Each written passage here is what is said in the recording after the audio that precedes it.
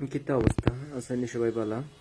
আমিও বালা আছি। আজকে এলাম আমরা একটা ইন্ডিয়ার একটা অনেক সুন্দর একটা মন্দিরে, যেটার নাম হইল তিরুপতি বালাজি মন্দির।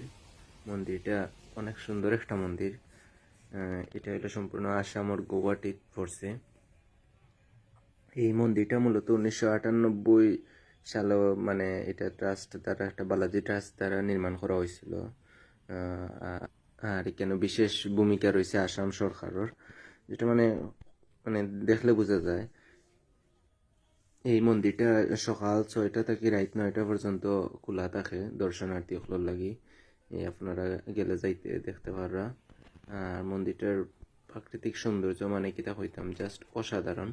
তবে এখানে হইয়া রাখি একটা জিনিস, যে এই মন্দিরও আপনারা ক্যামেরা করা সম্পূর্ণ ইলিগেল। আপনি যদি ভিডিও করেন বা ফটো তুলেন ভিতরে, তাইলে আপনার 2000 টাকা, 2000 রুপি জরিমানা দিতে হইব।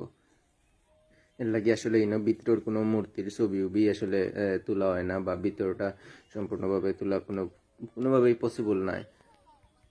এই মন্দিরও আছে প্রধান দেবতা হইলা যে ভেঙ্কটেশ্বরের, মানে যে তাই যে ভেঙ্কটেশ্বর যে মূর্তি, তাইনার 54 জনের একটা মূর্তি আছে, যেটা সোনা ও রূপা দিয়া তৈরি হয়েছে আর কি।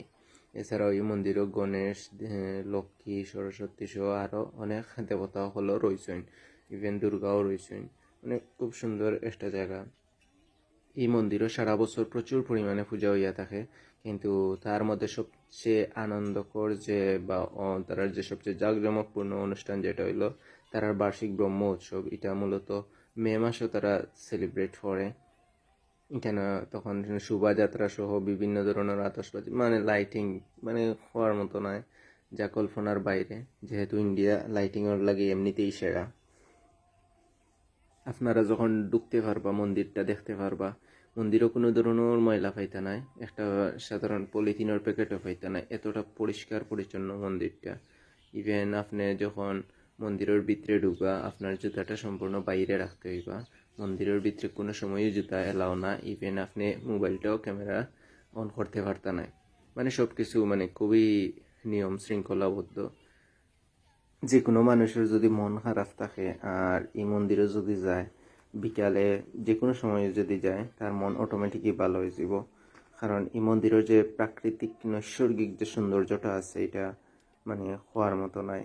আর প্রচুর পরিমাণে হাঁটার জায়গা আছে মন্দিরটা।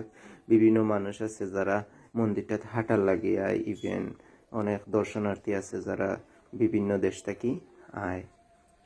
আর তারা সবচেয়ে সুন্দর একটা জিনিস হইল যে তারার পরিষ্কার পরিচ্ছন্নতা। মন্দিরটা আসলেই খুব সুন্দর এবং তারা খুব রেসপেক্ট করে এটারে। তো আশা করি সবাই ভালো থাকবা, সুস্থ থাকবা।